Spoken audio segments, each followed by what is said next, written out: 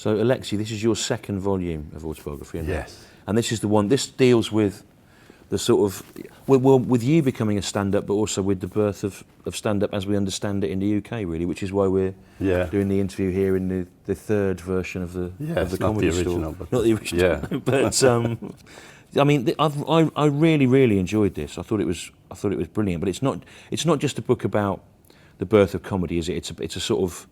It's about a culture war in the 20th century as well. Yeah. Well, I mean, it's attempting to do several things, really.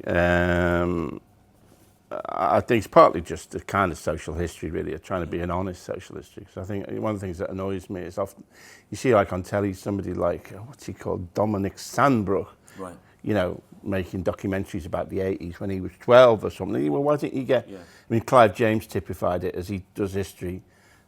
His history is basically stuff his mum's told him. I think, well, why don't you get somebody who's actually there? It's not like you're doing the pharaohs and Napoleon. You know, there's people like me in Napoleonic Wars, there's people like me around. Yeah. And everything he does is like subtly wrong. So there's partly that is to give an honest account of the sort of the period. I mean, what I thought when you were writing about the 70s is that, and it's really been brought into focus by what's happening in politics now, is that all the circumstances that allowed a working class man to go to college, muck around for 3 years, work out what they were doing, become on some level a sort of autodidact as well, and have access to information and have the little cracks in society where you could survive while you were figuring out what you wanted to do, and then become a comedian playing to an audience in a town who could afford to live there to watch you. That is all gone. Yeah, and it was a brief. I think a friend of mine said that, you know, in a sense, the left makes the same mistakes over and over again. The right only makes a mistake once, and that briefly allowing people like me through the doors of the gates of El Dorado, allowing that to happen.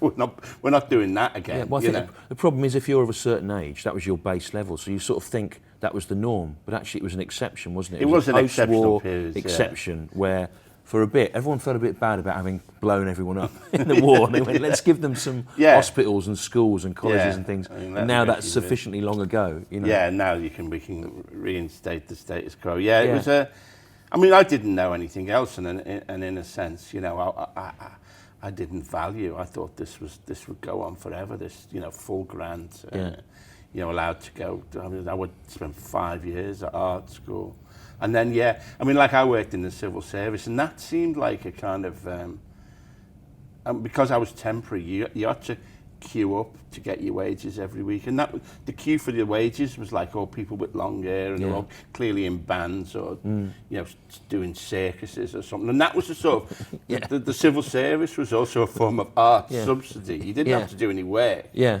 know, I mean, I was saying there was enough work. There was 4 of us in my office, and enough work for one trained chicken. And you know, so that was a kind of subsidy. And then, I mean, accommodation was cheap. You know, you know, I lived in a council flat, and it was just a wonderful age, and it was also an age of, you know, and that made it an age of genuine experimentation. You know, I mean, I try not to be nostalgic because I think, you know, you had all that experimentation and you know, freedom and subsidies, but coffee was terrible.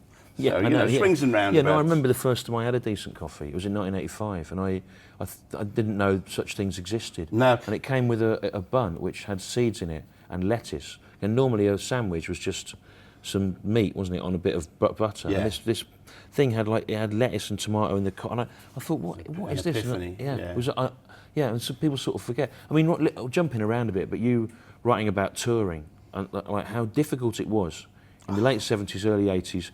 To find anything to eat or anywhere to stay in Britain that wasn't awful. And I sort of caught the tail end of that in the late 80s, where most of where we'd stay was DSS subsidised, you know, B&Bs and things, and you'd kind of be in that, because there wasn't mid-scale, it wasn't like the Premier Inn or anything. It didn't matter how much you you paid, really. I mean, I was playing big venues and stuff, but still everywhere you stayed was shit. You could spend, didn't matter how much you spent, everywhere was horrible. And on the motorway, I remember there was a chain called Red Hen. Red Hen, there was. Then they did like a cafetiere coffee, and so we used to seek out a Red Hen. It was still awful.